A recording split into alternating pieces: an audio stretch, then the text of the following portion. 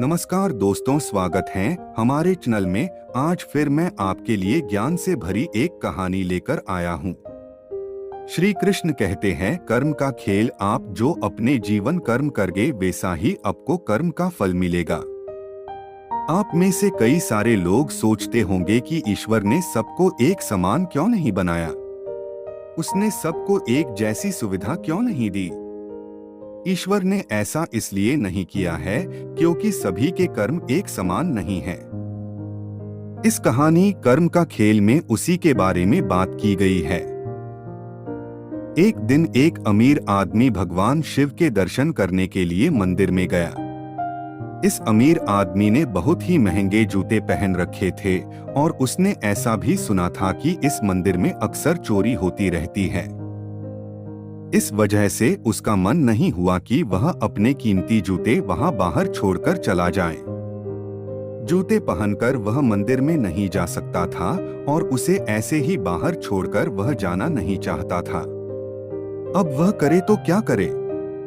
वह बड़ी दुविधा में पड़ गया था।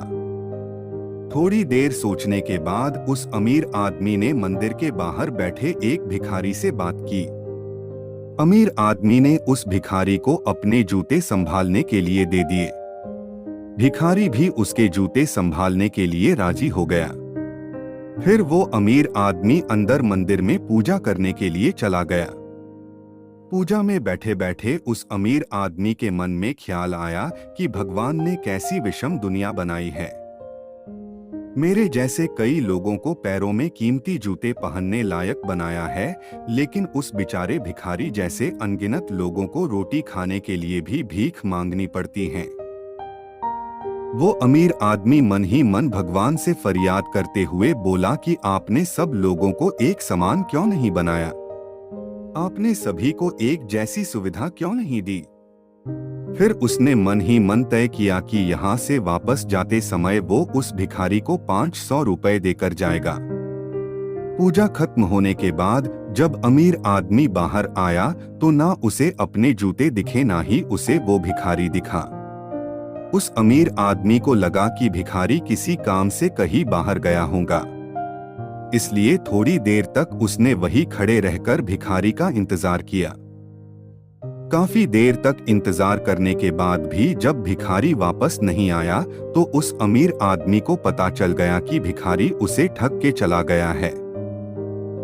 दुखी होकर अमीर आदमी नंगे पैर ही अपने घर की तरफ चल पड़ा।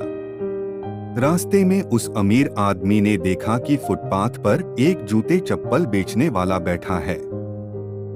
अमीर आदमी एक जोड़ी चप्पल खरीदने के लिए उसके पास पहुंचा।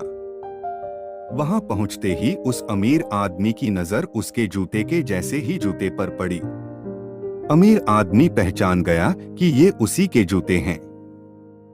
पूछने पर बेचने वाले ने पहले मना किया, लेकिन बार बार पूछने पर और दबाव देने पर उसने माना कि यह जूते उसे एक भिखारी 500 रुपए में बेच कर गया है। अब वह अमीर आदमी बिना चप्पल खरीदे मुस्कुराते हुए वहां से अपने घर की तरफ नंगे पैर ही चला गया। उसे भगवान से की गई अपनी फरियाद का जवाब मिल चुका था। उसे समझ में आ गया था कि जब तक लोगों के कर्म एक जैसे नहीं होते तब तक सब एक समान नहीं हो सकते। भगवान ने उस भिखारी के तकदीर में 500 रुपए लिखे ही थे, लेकिन कैसे कर्म करके उन्हें लेना है यह उस भिखारी के हाथ में था। अगर वह चोरी ना भी करता फिर भी उसे 500 रुपए मिलने वाले थे। शायद उसके ऐसे ही बुरे कर्मों की वजह से आज वो एक भिखारी था। अगर आपको हमारी स्टोरी कर्म का खेल इंस्पायरिंग स्टोरी इन हिंदी अच्छी लगी हो तो अपने दोस्तों के साथ भी शेयर कीजिए और कमेंट में जरूर बताइए कि कैसी लगी हमारी स्टोरी।